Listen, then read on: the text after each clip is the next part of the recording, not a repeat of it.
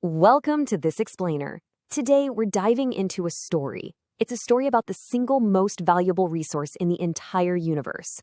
We're talking about something kings have literally gone to war over and billionaires absolutely cannot buy more of.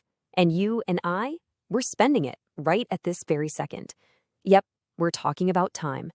You can always earn another dollar, you can always buy another car or find a new job, but you can never, ever get back a spent hour. It is strictly unrenewable. And yet, the way we handle this precious, totally unrecoverable resource, well, it's kind of the central tragedy of the human story. So, grab a coffee, settle in, and let's explore how we can take back the clock. Let's set the scene for the protagonist of our story. And honestly, that protagonist is most of us. Picture the modern professional. You wake up, grab your phone, and boom, you are immediately hit with this tidal wave of notifications, emails, and calendar invites. You rush through your morning, sit down at your desk, and you hustle.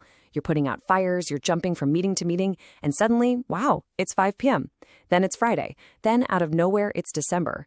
And you're just left with this lingering, sinking feeling in the pit of your stomach, right? This existential anxiety that's asking, where on earth did the time go? Why do I always feel like I'm running out of time? We constantly feel overwhelmed, perpetually busy, and yet strangely unfulfilled. It's like we're just victims of a clock that is ticking entirely too fast.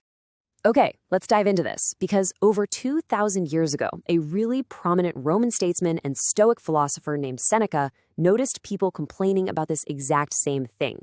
People were running around Rome, frantic, claiming life was just way too brief.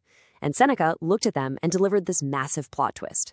He said, life isn't short, we are just giving it away. He argued that we are actually granted plenty of time to accomplish the highest and most beautiful things, but we squander it. We aren't victims of a short life. We are the careless volunteers of a wasted one. So that brings us to the great time robbery. Our daily habits aren't just innocent little mistakes.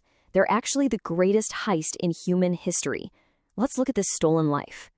Now, what's really interesting about this slide is the absolute absurdity of our behavior when we put it side by side. On one hand, we fiercely hoard our wealth. If a stranger walked up to you on the street and asked you to just hand over $1,000, you would think they were absolutely crazy. No way. We lock our doors, we constantly check our bank accounts, we meticulously budget our money. But on the other hand, we completely squander our time. If someone asks for an hour of your Tuesday to discuss something trivial, or if a social media app demands 3 hours of your evening, we just hand it over without a second thought.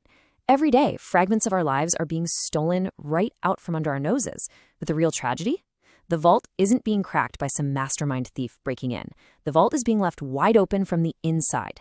We are giving away our unmeasured time to literally anyone who asks, completely forgetting that time is infinitely more valuable than the money we're so desperately guarding.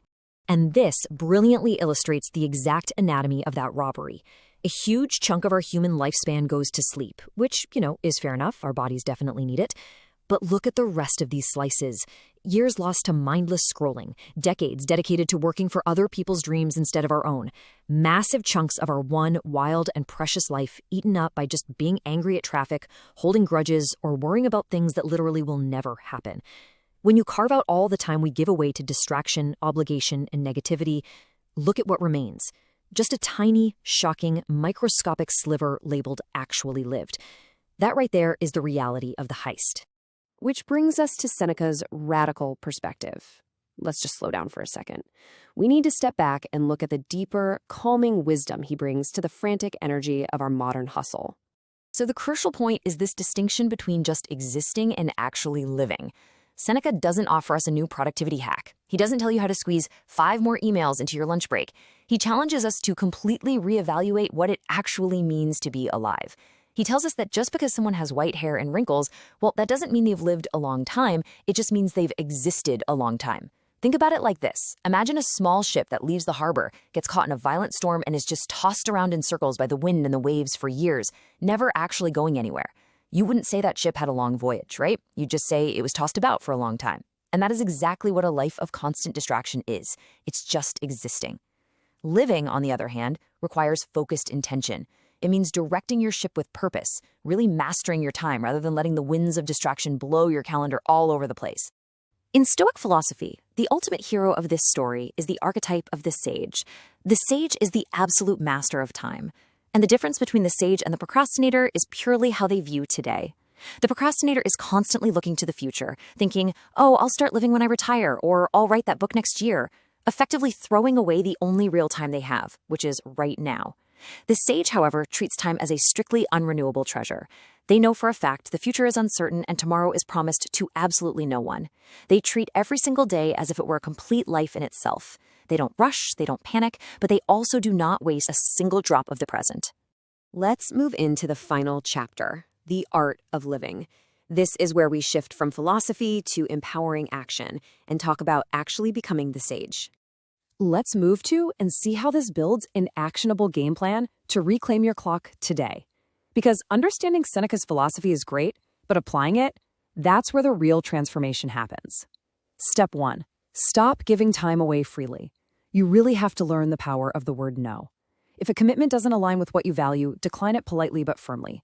You're not being selfish. You're being a responsible steward of your life. Step 2. Guard your daily schedule like a fortress. Seriously, audit your days. Where are the leaks? Put boundaries around your deep work, your family time, and your rest. And step 3. Treat time as your greatest wealth. Audit your investments. When you spend an hour, ask yourself, is the return on this hour actually worth a piece of my finite existence? The story of your time is entirely in your hands, but the clock is ticking and the ink is drying on the page right now. Seneca taught us that we have enough time if we use it right. You are the architect of that tiny sliver of life on the chart. So as we wrap up this explainer, I want to leave you with a direct challenge. Look at the blank canvas of tomorrow. Look at the unwritten page.